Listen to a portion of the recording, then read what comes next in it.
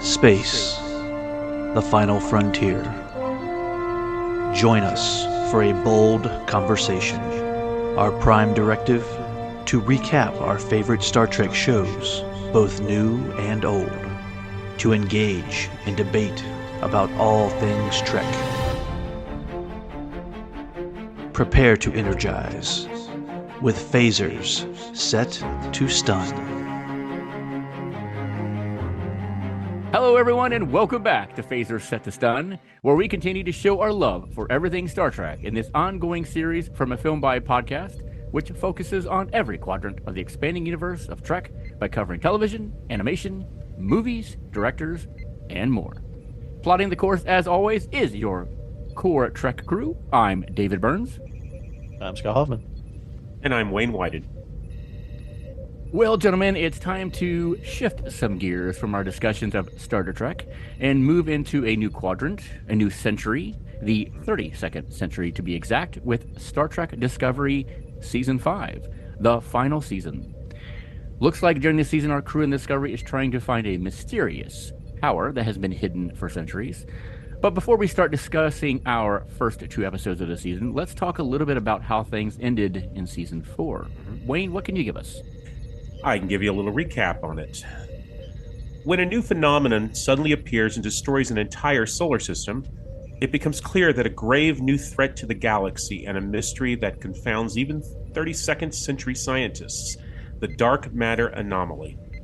Michael Burnham has been promoted to captain of the USS Discovery, which is sent to investigate the anomaly and discover that it has been artificially created by a race labeled Unknown Species 10C.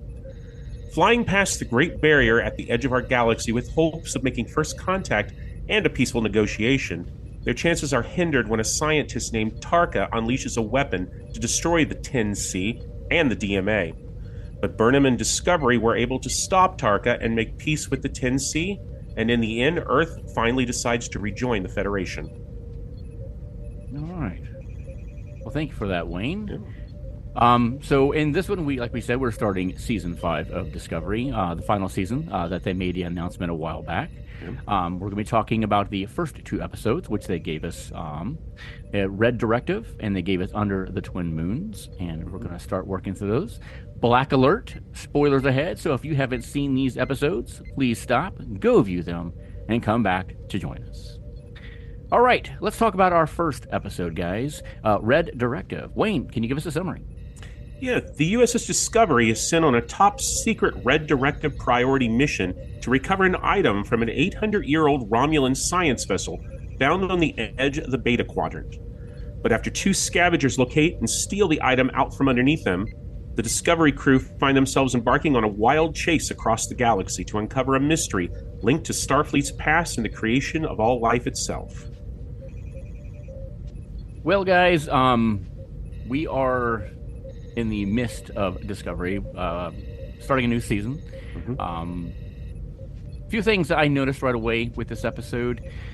The CGI and spatial effects are amazing. I'm not going to argue that. They're they beautiful. are top-notch motion picture quality, absolutely. Yes. But for me, the humor that they had in this episode felt very flat and forced. It's like they were trying too hard. Was that just me? Did you guys catch that? No, it was the quippiness of it. You know, it felt like it was moments where it shouldn't have really happened. Like it felt like using those kind of lines in situations like oh, I'm going to feel that one or something like that. It just seemed like a little too light. And not that there's not a place for some humor, but it just felt out of place. And it kind of took me out of the moment. I absolutely agree. The cinematic quality, the special effects is doing a lot to raise the bar for Star Trek. And acknowledging that, when Star Trek Discovery came onto Paramount Plus, it was the first taste of Star Trek we had in a while. Agreed. And I think consistently the production quality is upping the game. And we're benefiting from that with things like Strange New Worlds. Yeah. And I kind of liked to see a behind-the-scenes feature, I think, from the Ready Room that talked about their version of the volume from the Lucasfilm camp over there in the Star Wars territory, Yeah. that they're calling their version of the volume the holodeck. I think it's kind of a clever nod. Um, but yeah, that's why it's kind of disappointing to have little moments of levity and those quips in the dialogue to take me out of it, and it was little seeds of disappointment, I guess, for me. Yeah, it took me a little bit to get into the story of this episode. I guess just like you were saying, some of that was taking me out of the episode. But the biggest one for me was having Burnham on the top of the ship as it's going warp speed. Yeah. Okay. It didn't work for me at all. There's two parts of that for me. One is the plausibility of somebody doing that. And I know that there's a lot of new tech and, there's a lot of advancements out there in the future, but without seeing how we incrementally get there, it still seems implausible. It just seems like something that it's a bit far-fetched. Yeah, I agree with you there. And, you hit a lot of the problems right on the head there because, there is an 800-year jump, and we have to see a lot of technology that we've never seen before, but there's no explanations to it. Right. The writers, the producers just expect us to accept it. This is the way it is, and on some of it's okay, some of it's pretty hard. I agree with this one. That was really hard to accept. Yeah. Especially as an opening scene. Yeah, right? Exactly. Like, it kind of sets the tone for the rest of what we're going to expect. And there was a definite tone shift when we went to 4 days earlier or whatever that was. Then it seemed like the tone was getting back into it, but starting off on that, it was the wrong foot for me. Yeah. The one thing that I'll give them kudos for is after that happens, when she's floating in space and she's twisting around and the camera's twisting with her. As she's floating. I thought that was fantastic. There's another TV show called The Expanse. They did an incredible job with that kind of camera work, and I felt they captured that here in Star Trek. I thought that was pretty cool. Yeah. I agree. I personally like this episode. I thought it was a good start for the season. It definitely has the stakes for the beginning of a good season story. And we'll just have to see where the writers take it. But I'll be the first to admit that I've been really burned by the last 2 years of the show, especially the third season, which I love the idea of them jumping to 32nd century. I love the idea of exploring something that we've never seen before and all the chances that it brings. And it was a great season, but just fell flat at the ending. It was one of the worst endings, in my opinion, for Star Trek for a season. And that's what really is going to matter here to me. It's how they conclude this story. Will it be satisfying, and exciting, or is it going to be underwhelming and disappointing like I had before? But we're all here for the wild ride, and we'll just have to see where it takes us. Yeah. What do you guys think about the two new characters, Mole and Lack? I mean, they're interesting. I mean, we don't know too much about them yet, other than what we learned in the second episode, and we'll talk about that later. But right. They're interesting characters, and we'll see. I think one of the things that piqued my interest with the two of them, it was interesting their outfit in the beginning. It kind of looked like it was out of Tron Legacy or something like that. Yeah. But when they both kind of lost the helmets, Malls goes off pretty cleanly, but then Locke, it almost seemed like his face was going through some kind of shifting there with it, and I didn't know if it was something that had to do with his head doesn't fit in the helmet the right way, or if he's from some kind of species where there's a little bit of malleability to him. At first I was thinking maybe it's like a changeling kind of descendant or something like that. Could be, yeah. But we'll see what happens. So at least there's a little bit of mystery and intrigue, and like you said, Wayne, anytime they explore something new, it's very interesting. The first two seasons really had me happy about the direction of Trek. Oh, especially with the Kelpians and Saru. I think he's an amazing character. They're making some great headway with a lot of the characters on here. But yeah, you said it perfectly. The past two seasons just seemed a little bit far-fetched, and I've got to say a lot focused on Michael Burnham, who I think is a very strong character. I think is a very strong captain. No doubt about it. It just seems odd that Michael is at the crux and the forefront of practically every mission. It seems like I'm not really seeing other characters. If it was another character riding the back of that ship, I would think it was a little bit more interesting because we'd get a little bit more out of that character. We've had so much focus on Michael. I feel like we've developed that character quite a bit. And we've been talking about Next Generation for 7 episodes. Mm-hmm. And I don't think it feels like in a lot of those episodes, there's a question about whether Picard should be off the bridge. Right.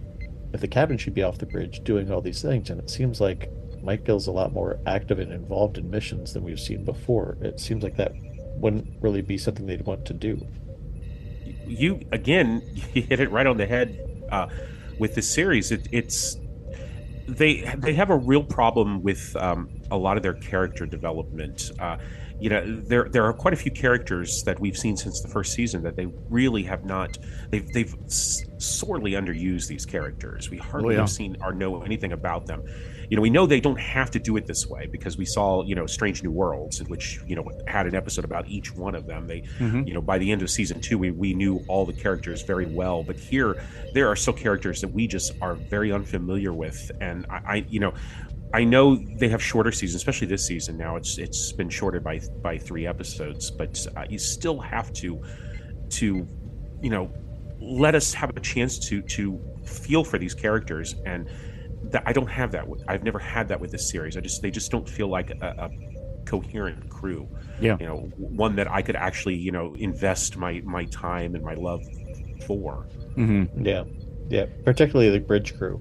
I mean, like Owoshikun, for example. There aren't many characters other than her that I'm really seeing like where their progression would be. Whereas on some other shows, you'd be able to understand, who might be in the running for the number 1 position, right? Yeah. And this one, I didn't really know who would succeed Saru because I haven't really seen that many other people from the crew or from the bridge crew develop. Yeah. So it became a big question mark. But no, I completely agree with you. I did like I said, going back to some of the special effects when they went to the new planet and they had to do the bikes. Mm-hmm. They had to, race off on those. I thought that was incredibly well done. Mm-hmm. Yeah. Using the 2 ships' shields and stuff to basically block the avalanche to save the people. I mean, all the special effects were pretty good. Some of maybe a little bit over the top, but I thought all of it was fantastic. The only thing that I didn't like there was that 3 shot they did. Yes, I thought you were going to say that. I was not a big fan of that one at all. You know what that reminded me of? That reminded me of Ang Lee's Hawk. Are you reading my notes? Are you able to see them? Because that's exactly where I went to. It's not even like the juxtaposition of the 3 faces. That'd be one thing, but the way they kind of came on one at a time. Yeah. Exactly. It was Ang Lee trying to kind of panel this out like it was a comic book, and it just it seemed really, really strange. It did, and it pulled me out of it. Just as you mentioned before, and other things that pulled me out of the episode. That one did too, and I'm like, I kind of cringed a little bit. I'm like, that doesn't work right there. Yeah. And you're right. The FX was incredible, especially those final scenes. But I'm not entirely convinced or sure about the ships crashing their saucer sections into the ground to create the ships. I mean, that might have been a little bit too far for me. Can a ship like Discovery, not only survive but still remain a usable ship after it's impacted on the ground, and the crew inside? Those must be one hell of stabilizers, in there, to keep them from flying and splashing up against the bulkheads. Right. It looked great, though. I mean, it was a unique. I've got to give them this. It was a very unique way of doing it. Way of solving the problem. And at least they kind of accounted for it in the next episode where they're cleaning dust off of the ships and all that kind of stuff. Yeah. Yeah, they did have the continuity. They're lucky now to clean their own blood off the ship. Right, exactly. Yeah, definitely an odd situation, that's for sure. Did we have thoughts on Fred? Yeah, we do. Please, Wayne, enlighten us. Start us off. Well, Fred is Data's unwanted brother, I guess. I don't know. The brother he wishes he never had. I'm not sure. Just a cousin. How's that? Was there any point of making him that android? I don't see the point of that. There was. It had nothing to do with the storyline. Nothing. Go ahead. I don't know about making him that. I know the reason they made him a droid is so that he could record the book, so that they could see what was in that book. But other than that, no. There was no reasons. There was for making connection other than the fact, that sounds cool. Let's do that. Yeah. It seemed like there were a lot of points where it was kind of like, we're going to spice up this recipe with a couple of dashes of Next Generation. Mm-hmm. We're going to have a big plot thread for the chase. We're going to toss up Captain Picard's image, which doesn't mean anything to Discovery because they skipped over all that. Yeah. Mm-hmm. Or as far as we know. And then Fred, the mention of Fred's name was another thing that just took me out, where it was kind of like, oh, okay, we'll just accept that it's Fred. Just one name like Prince. That's fine. And that's okay, but it was just a little bit of quirkiness that I was like, oh, that feels like a quip. He looked just like Data. That thing, he looked just like Data. And, if he was built by Alton Soon, Soon had moved past that. Think of the body that he gave Data, the real Data, in Star Trek Picard. He's moved past this type that Noonien Sohn had designed. And I don't understand why he looked like that. It seemed like kind of a shame because, I know there's opinions that split on Picard season 1. I thought it was fantastic. And I think it's interesting the advancements in synthetics that they had made at that point. So I would have expected a Fred-like character to look more like an advanced synth. Right. That's beyond that. Mm-hmm. I think it would have been much more interesting to see him revealed as a synth, and then maybe it gives an opportunity to say, like, what has happened to the synth planet that we left at the beginning of Picard season 1. There were a lot of contention around synth rights and all this other kind of stuff. And they have that technology because we saw that in season 4. I'm trying to remember the character's name, but the trail that was put into one of the bodies that was like that, just like Picard's new body. So we know that technology still exists. Yeah, it does. So odd choice for sure. Kind of an odd choice. Yeah. Well, any characters that you felt shined the most in this episode, Scott? So the two characters that I was happiest to see, one was Tilly. Yeah. Because I think her character, especially in the first 2 seasons, was great. I was captivated by the idea. We had some continuations from, themes we've seen in Lower Decks. Really cheering for Tilly, and I'm glad that Tilly has found a place at the Academy. Yep. And that it's not going to change. It's not like, well, coming back now. Nope. Happy with where we are. Let's stay there. Yeah. But the character that shined the most, I thought, was Dr. Hugh Culber. Okay. I think Dr. Culber does a consistently great job. I think that's a character that has been fleshed out very, very well. Yeah. Especially the after death experience. I thought that was fascinating.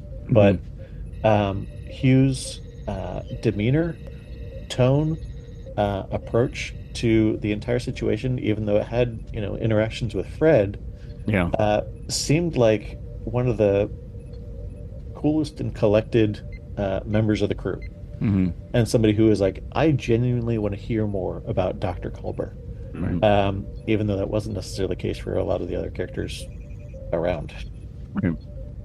Wayne, what about you? I'm going to say for this episode it was going to be Booker. I'm kind of in a love-hate relationship with this character because he was introduced back in the 3rd season, and I really liked his character during that 3rd season. But 4th season, I just wanted him to go away. Did not like him at all. There was just too much side character drama going on with him in that story. It took me out of everything that was happening there. But here he's back in the episode. He has a lot to do, but he has a purpose for being there. I just hope they don't overdo it again, especially with his relationship with Burnham, because that's what I felt was a major problem of season 4. We just don't have enough episodes this season to go into that anymore. So keep it brief. Yes, I agree. Completely agree with that one. For me, he wasn't on screen very much, but I loved Vance. Him walking in, stopping security from arresting Tilly when she broke into the database. Yeah. Him after he got rid of the security, him walking up, it's a shame that I didn't get here in time, to basically stop her. I really like Vance, Oded Fair. Yes. He's fantastic in this role. He brings just such a presence on screen with him.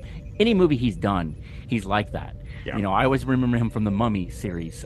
He just brings that presence that you watch everything he does and everything he says. You listen to it, So I really love the character on this one for sure. I agree. Yes. If you could be any character, what would you be, Wayne? Oh, well, I'm going to have to say Captain Rayner. Only because I really like the design of the USS and Tari's. Kind of looks like a 32nd century version of the Stargazer, the Picard ship. And I always loved that design. I always thought that was great with the 4 nacelles.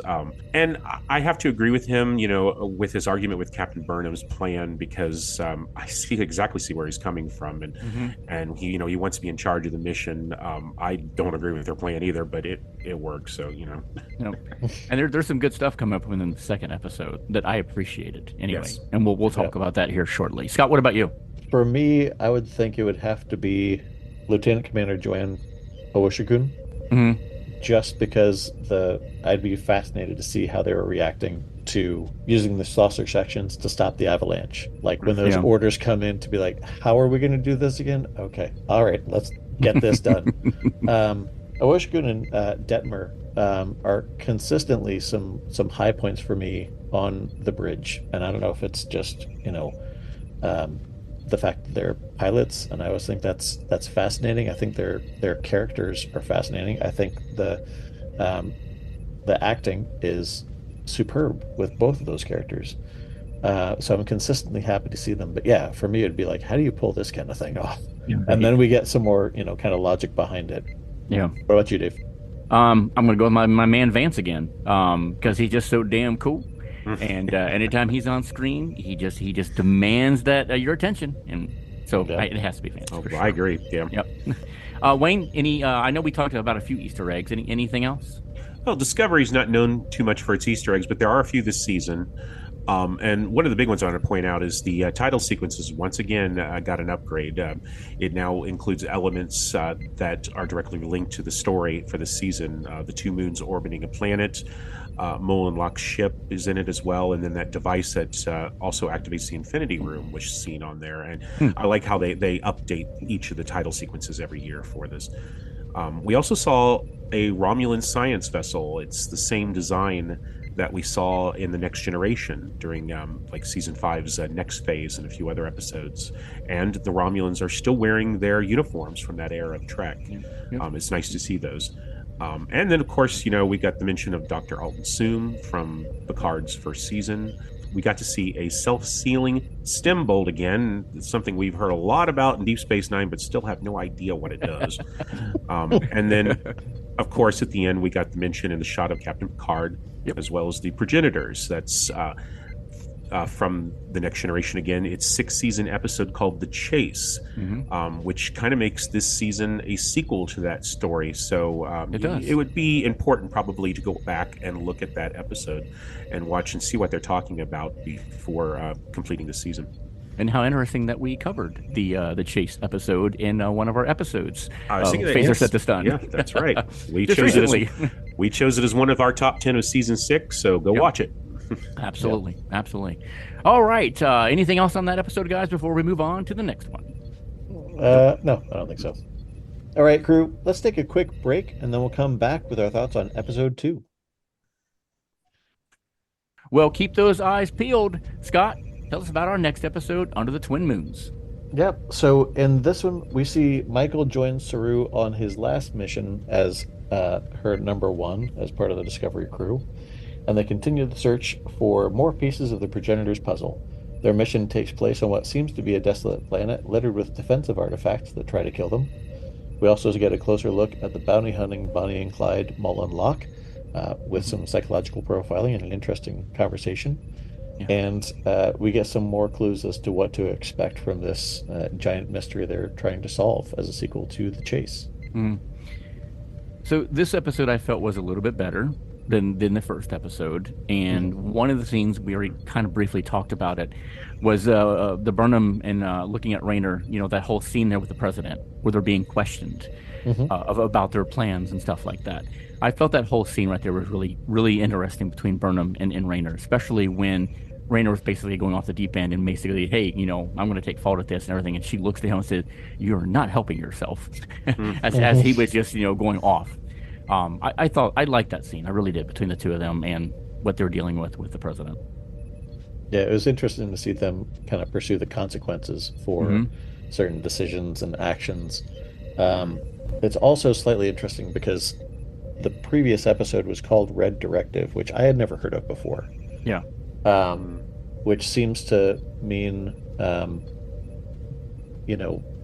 nothing else matters but achieving this directive, which seems a little odd in a Star Trek universe. There's the Omega Directive, which we saw in Voyager, which is pretty much the same thing, just for a different reason. But this is the first time we saw that. So what is the Omega Directive? There's a molecule that, if discovered, it's required that all Starfleet captains drop everything to destroy it, because it could lead to the destruction of the universe. Interesting. Okay. All right. Wow. But it just seems it gives an extra variable to that kind of courtroom drama, right? Yeah. No, I had a red directive. That means by any means necessary, make this happen. And, but still balancing that with the consequences of, but we didn't mean, trigger an avalanche that would wipe out a civilization. Right. Maybe stop short of that. But, no, I agree. It was a little better than the first episode. I still find myself scratching my head about the driving force behind the crisis with this one.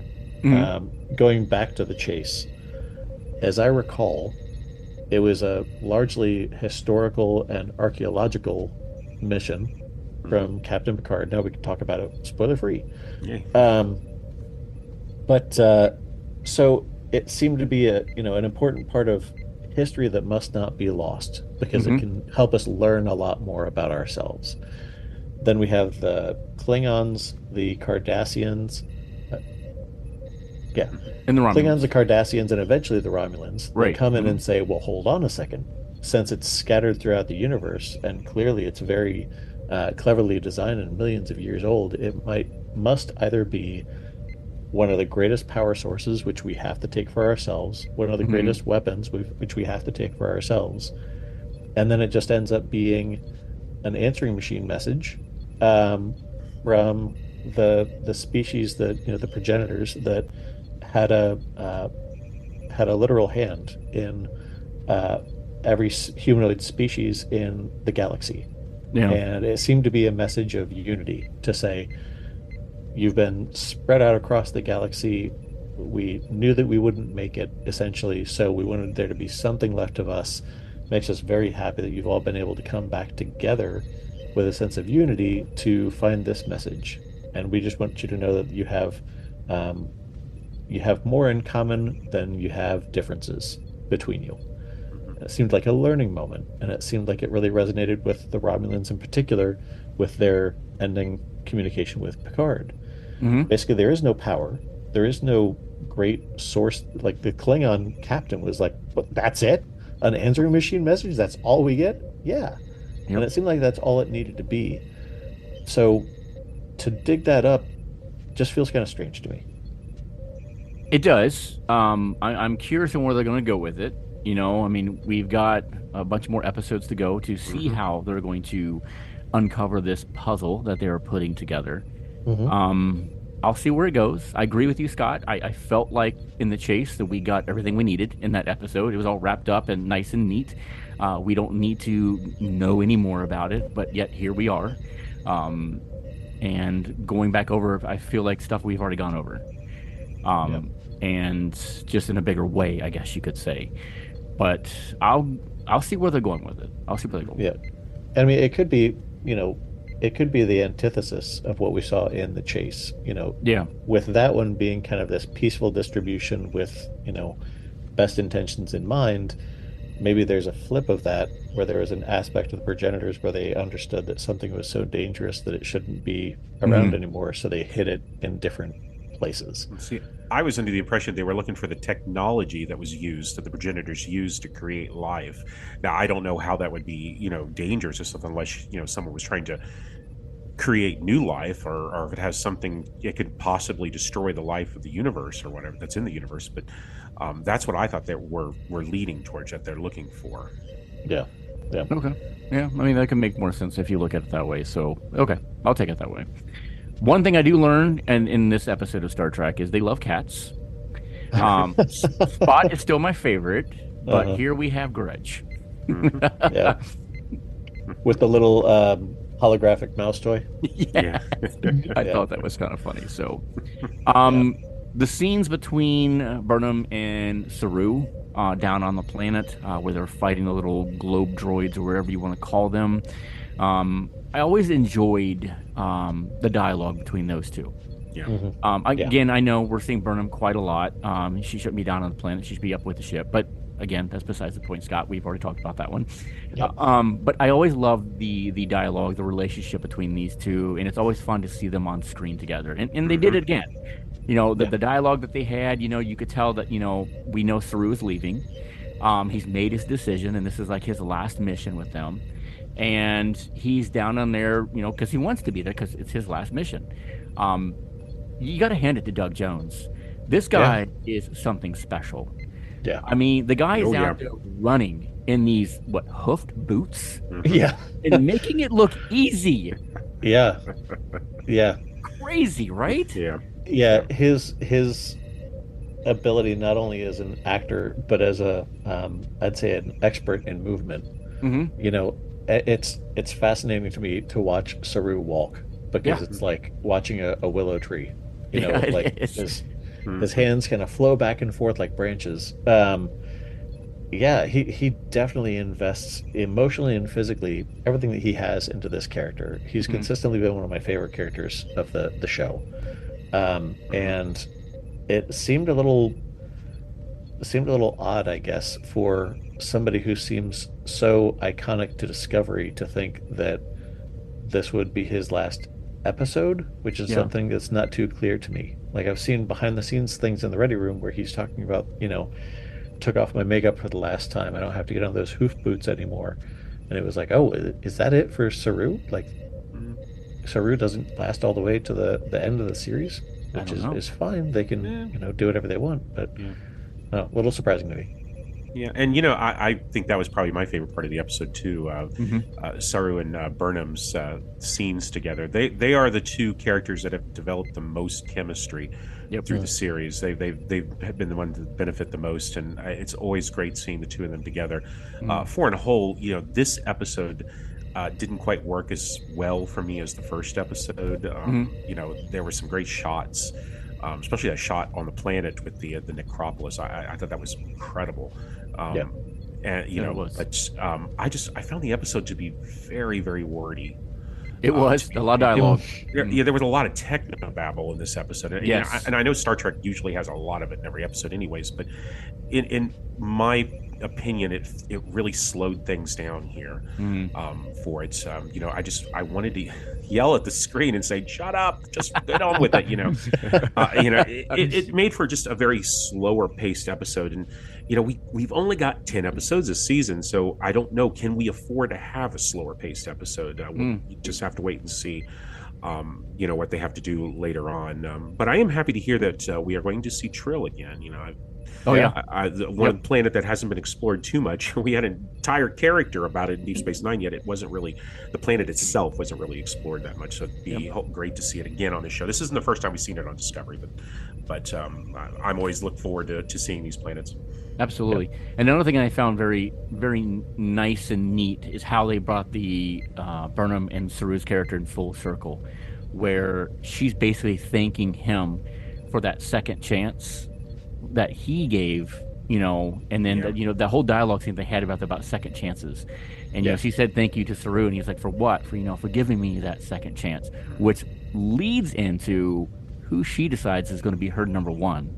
And Wayne, who is that that she picked? Yeah, and that will be Captain Rayner, formerly of the USS Centaurus, which I'm glad to see. I'm glad that she chose him. Me too. Everybody deserves a second chance, and we're giving Discovery a second chance, and she's giving him one, and so it'll be interesting sticking someone that disagrees with you so much as your first officer. Yeah. I like that when he says, I'm not a yes man, and zips up the jacket, basically saying, yes, I'll take the position. Yeah. Right. Yeah. That was pretty cool. It's also interesting to think about the dynamic of somebody who is born in this modern era, right? Who gets to have more perspective, and maybe we'll get more hints as to, we've already spent some time here, so it's not like it's brand new. Right. But procedurally, but also, historically, some of the things that we might have missed between then and now. So. Yeah.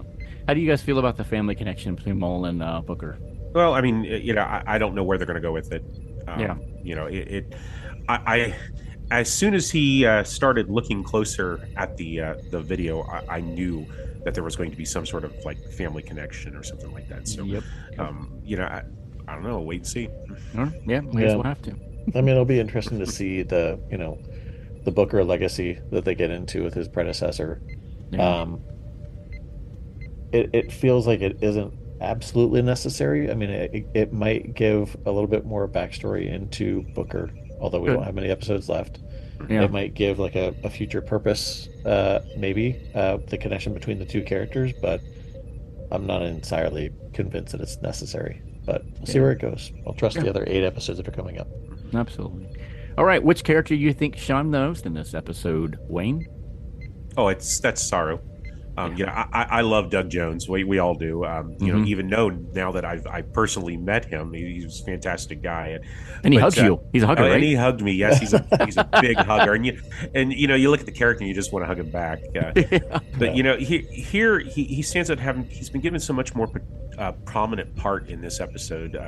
He's got a few action scenes here, and his scenes with Burnham on the planet are the best parts of this episode.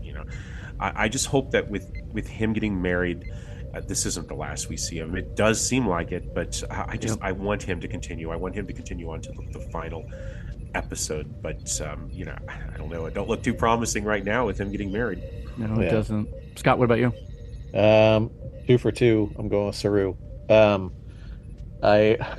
I don't know if I agree with the action Saru moniker. It makes it seem like you squeeze the legs together and his quills come out.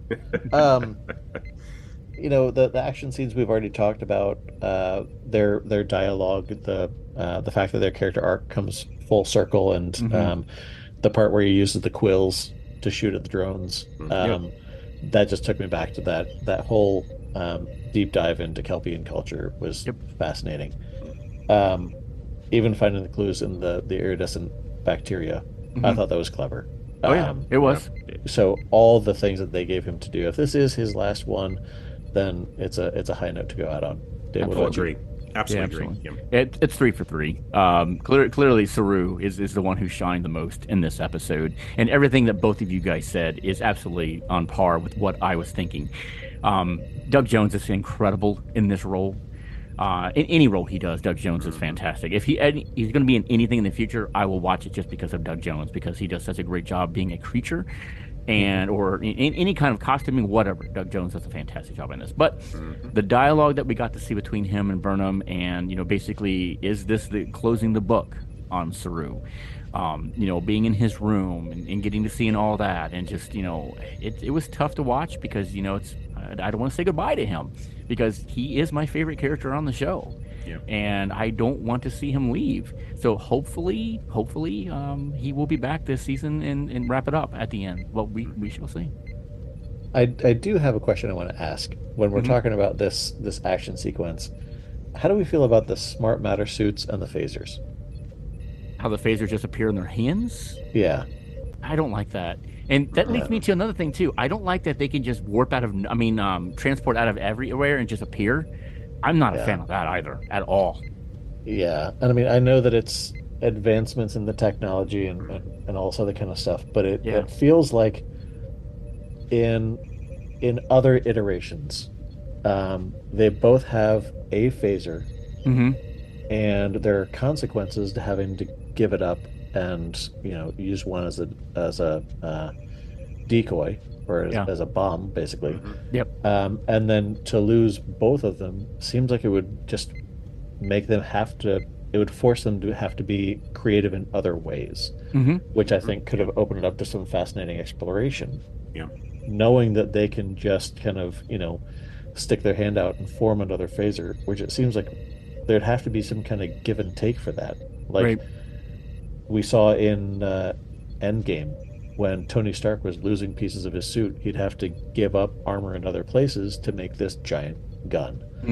It seems like there should have been some other kind of part of exchange. Otherwise, it just seems like it's never ending. Nothing is impossible. So then it seems to take a little bit of the drama out of it. The threat away. It takes the threat away. Yeah, right. Yes. Yep. That's true. I mean, if we're talking about like an advanced version of a replicator that they're wearing that can create anything like that, I mean, that really, that can answer the question of anything. I mean, that could pretty much be the solution to any problem that they have. Right. Just boom, create something and there you go. And I don't like that. It's in my opinion, it's Star Trek's version of the sonic screwdriver from Doctor Who, which I absolutely hate. Oh, is there a problem? Oh, is there something solution I need to get out of? Just whip this out and everything's fixed. No, don't do that. Yeah. And that's what they have done, unfortunately. I can't believe I'm hearing Wayne come after a sonic screwdriver. I know, right? What? The best thing they did was in the 80s when they destroyed it. They should have brought it back. Should have never brought it back. That's right. Well, guys, if you could be any character in the episode, who would it be and why? Scott? I mean, I'm going to be a broken record and say Saru. To have, even though I understand it looks like it was incredibly difficult, but it feels like it would be fun too, to just go through all those sequences. Agreed. Wayne, what about you? I'm going to say Burnham, only because this seems like the beginning of an exciting adventure, going off to discover the origins of life in the universe and a credible journey that she's about to undertake. So I'm going to choose her. It just sounds incredibly exciting to me. And plus an added bonus, to be good friends with Saru, the best character of the series by far. I want to be his friend. I really do.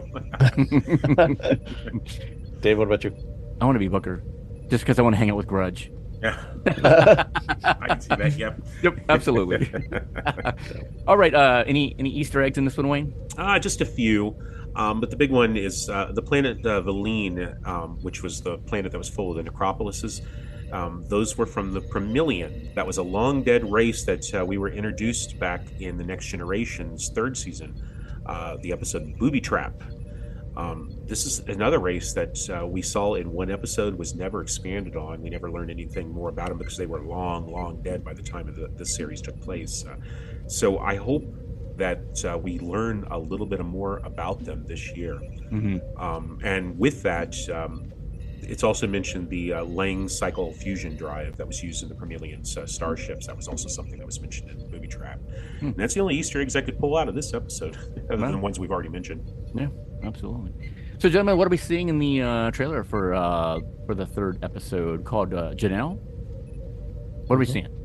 So, like you mentioned, we're going back to Trill. The only clips that I've seen involve interacting with some of the characters we've already seen on Trill, and we get a reunion with some others. So I think it'll be interesting to dive a little bit deeper into Trill culture. Yeah. I feel like Agreed. the interaction that we had before was a little bit more contentious. Their feelings about the Federation and, having to kind of get them back into the fold. It'll be interesting to see without that. Let's dive more into the culture, which I've always thought that Jadzia Dax, one of my favorites from DS9. Yes. Yep, I agree. The concept of trills is really fascinating. So I'll be interested to see where they go with it. Yeah, You're right. Definitely it is a looking forward to it. fascinating race. The idea of a symbiote who's the two minds merged together to form one. I've been always fascinated with that as well. And Jadzia Dax was one of my favorite characters from Deep Space Nine too. So I hope we do see more of Trill, just like you said. We've saw the pools. Both those series, that seems to be the majority and almost all that we've ever seen of the planet. Let's see the rest of it. Yeah, absolutely. Can't wait. All right. Well, gentlemen, as always, thank you so much for joining me for discussions of Star Trek. It's always fun. Yep, likewise. Love doing it. Yeah, me too. All right, as always, thanks, listeners, for joining us in our discussion of everything Star Trek and joining us for Discovery Season 5. We've got 8 more of these to go to end their final season. Hailing frequencies are always open for you to share your thoughts and questions. Email us at afilmbypodcast@gmail.com. Find us online at afilmbypodcast.com. Follow us on Facebook, Instagram, and Twitter. And if you're looking for more exclusive content and swag, send some Latinum our way through Patreon. See you next time for another episode of Phasers Set to Stun. Let's fly.